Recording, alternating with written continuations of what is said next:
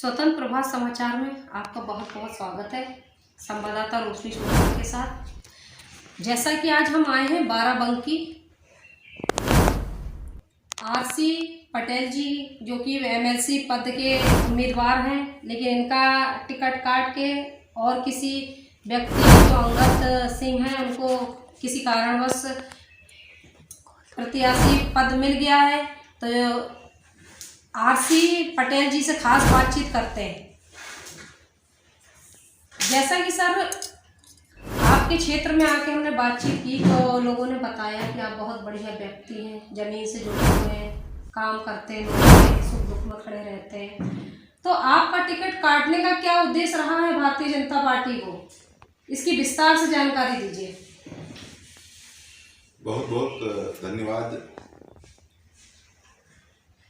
आपके चैनल को, बहुत बहुत धन्यवाद। भारतीय जनता पार्टी की जो भी फैसले होते हैं वो चौंका देते हैं। बाराबंकी जनपद से करीब 18 लोग भारतीय जनता पार्टी के एमएलसी पद के उम्मीदवार थे। उनमें से एक ये चेहरा कुर्मी नेता आरसी पटेल का भी था। पूरे उत्तर प्रदेश में 36 सीटों पर एमएलसी का चुनाव होने जा रहा है, जिसमें से 30 सीटों पर टिकट की लिस्ट जो आई है मैंने कल देखा, और कल मैं होली भी मिलने गया था अपने लोकप्रिय सांसद उपेंद्र सिंह रावत जी के आवास पर। वहां हमारे सांसद जी से बात हुई तो उन्होंने कहा कि अंगद सिंह जी का नाम आया है लिस्ट में। भारतीय जनता पार्टी ने जो चेहरा उतारा है उसको भारतीय जनता पार्टी स्वागत करती है।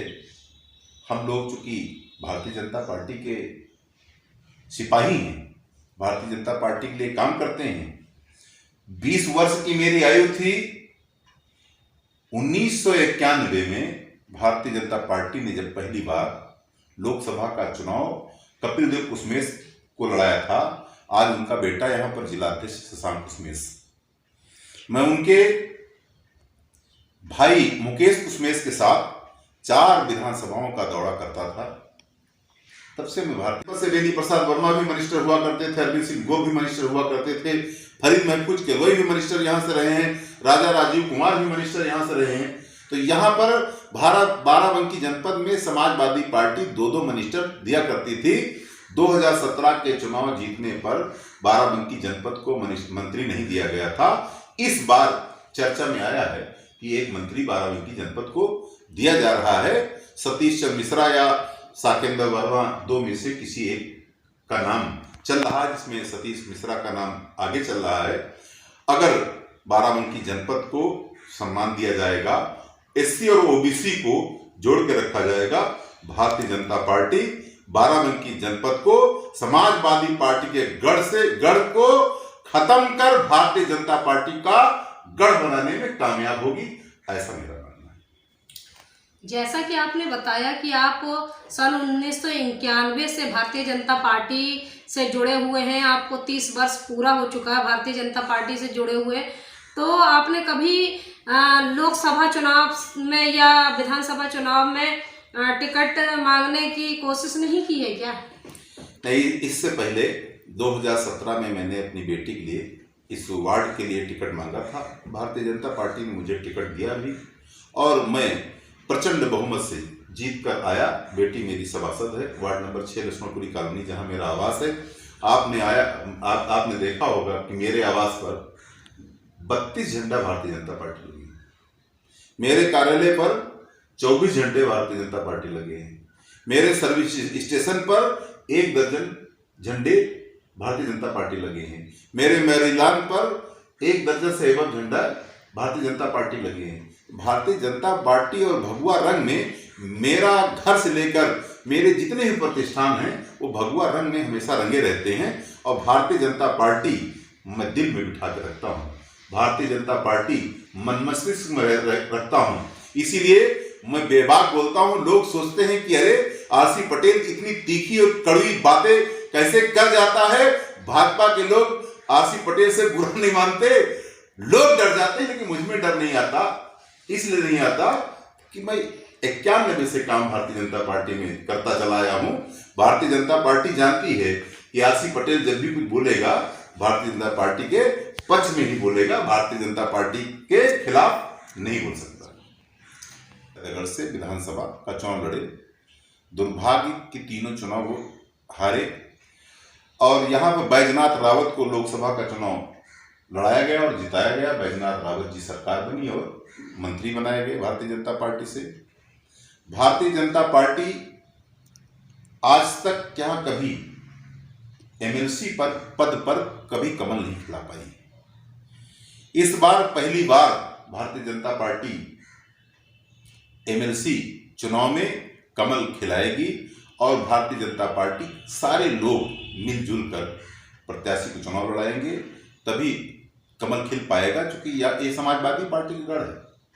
ये वही बाराबंकी जनपद है जिस जनपद के बेनी प्रसाद वर्मा हुआ करते थे और समाजवादी पार्टी में डिप्टी सीएम रहा करते थे। मैं तो कई बार भारतीय जनता पार्टी के आप लोगों चैनलों के द्वारा भारतीय जनता पार्टी को आगाह करता चला आया, इसलिए कि मुझे भारतीय जनता पार्टी से प्यार है। मैं भारतीय जनता पार्टी से मोहब्बत करता हूं, भारतीय जनता पार्टी से प्यार करता हूं, भारतीय जनता पार्टी के लिए काम करता हूं। इसलिए भारतीय जनता पार्टी 6 के 6 सीटों पर कमल खिलाए, इसलिए भारतीय जनता पार्टी को हकीकत दर्शाया करता हूं और चापलूसी करने की मेरी आदत नहीं। इसीलिए कुछ लोग मुझे पसंद भी नहीं करते हैं, लेकिन मुझे इस बात का कोई गम नहीं कि कौन मुझे पसंद करता और कौन नहीं पसंद करता। कुर्मी नेता आरसी पटेल माननीय देश के प्रधानमंत्री नरेंद्र भाई मोदी जी के मिशन को लेकर के काम करता है। 1008 महिलाओं के पांव पखारने का संकल्प है हमारा, और जिसमें से 3 महिलाओं और 3 पुरुषों के पांव पखार चुका हूं, जिसमें वाल्मीकि समाज, कुर्मी समाज, गौतम समाज, निषाद समाज और लोनिया समाज, इस तरीके के कई लोगों के पांव पखार चुका हूं और ये निरंतर मेरा कार्य चलता आ रहा है। मैं तो गाय का गोबर भी उठाता हूं, गोमूत्र का घर में छिड़काव भी करता हूं, गोमूत्र का सेवन भी करता हूं और सर्व समाज को लेकर के चलता हूं। मेरा मानना है कि इस बाराबंकी जनपद के को समाजवादी पार्टी के गढ़ को अगर भारतीय जनता पार्टी का गढ़ बनाना है तो यहां पर ओबीसी और एससी एसटी के बारे में भी भारतीय जनता पार्टी को विचार करना पड़ेगा। अगर भारतीय जनता पार्टी विचार करेगी तो भारतीय जनता पार्टी की मजबूती को कोई नहीं रोक सकता। इसलिए कि 2017 में यही बाराबंकी जनपद 5 सीटें जीतकर चुनाव आई थी। इस बार 3 जीती है, 2 सीटें कम हो गई। वो इसलिए के इतने पुराने कहें या दिग्गज नेताओं में से एक हैं, तो आप बाराबंकी क्षेत्र के लोगों के लिए होली के अवसर पर क्या शुभकामना संदेश देना चाहते हैं? आगामी नवरात्रि भी आने वाली है, तो क्षेत्र के लोगों के लिए। मैं बाराबंकी जनपद ही नहीं, पूरे उत्तर प्रदेश के सभी लोगों को इस नव वर्ष और होली के पावन अवसर पर सभी लोगों को हार्दिक शुभकामनाएं देना चाहता हूं। क्योंकि ये होली ही नहीं है, ये हिंदू सनातन धर्म के हिसाब से नव वर्ष है। क्योंकि 1 जनवरी को होली जब लोग मनाते हैं तो मैं होली नहीं मनाता। मेरी होली और मेरा नववर्ष इसी माह से शुरू होता है। मैं अक्सर वही काम करता हूं जो सनातन धर्म में हुआ करता है। नववर्ष जनवरी को नहीं मानता हूं। मेरा नववर्ष इसी होली से होता है। क्योंकि मैं किसान के घर में पैदा हुआ, मैं पिछड़ी जात में पैदा हुआ, मैं कुर्मी समाज में पैदा हुआ। मैं जानता हूं कि मेरा नववर्ष कब होता है। नववर्ष का मतलब होता है कि आज हमारी सरसों कट चुकी, हमारा आलू फूट चुका, हमारी फसलें तैयार हो चुकी। आज हम लोगों के घर में माल पानी कुछ आ चुका है कि गुजिया खा सके और खिला सके, मुंह मीठा कर सके, मुंह मीठा करा सके। इसलिए हम लोगों का नववर्ष होली के त्योहार से आता है। और होली रंग पर्व है, और रंग पर्व इसलिए मनाया जाता है कि प्रहलाद बचाए जाते हैं और होलिका का दहन हो जाता है। लेकिन कुछ बहनों ने इसका विरोध किया है। मैं कल सोशल मीडिया पर देख रहा था, वो बात मुझे समझ में आ रही थी। महिलाओं को कहना है एक नारी को जलाया जाता है, एक पुरुष को बचाया जाता है, ये नारी का अपमान है। बात मेरे भी दिमाग में बैठी कि इस तरीके की बातें जो महिलाओं को चोट पहुंचाती हैं, इनसे थोड़ा जो है बचना चाहिए और इसका कुछ नया तरीका निकालना चाहिए। क्योंकि होली में जो लकड़ी जलाई जाती है उससे प्रदूषण होता है और लकड़ी जलाने की विधि को कम किया जाए और रंग के जगह पर फूलों की होली खेली जाए, गुलाल का इस्तेमाल किया जाए। जो बच्चे काला रंग, नीला रंग, पीला रंग, नहीं काला रंग, नीला रंग, इस तरीके का रंग इस्तेमाल करते हैं, वो रंग छुड़ाते छुड़ाते त्वचा खराब हो जाती है, उसके तमाम साइड इफेक्ट होते हैं। मैं सभी लोगों से कहना चाहता हूँ कि रंग को रंग की तरीके से खेलें, होली को एक पर्व के तरीके से मनाएं, नववर्ष के तरीके से होली को मनाएं और सभी लोगों को मैं नववर्ष की और होली की हार्दिक शुभकामनाएं देते हुए यही आपके चैनल के माध्यम से कहना चाहता हूं।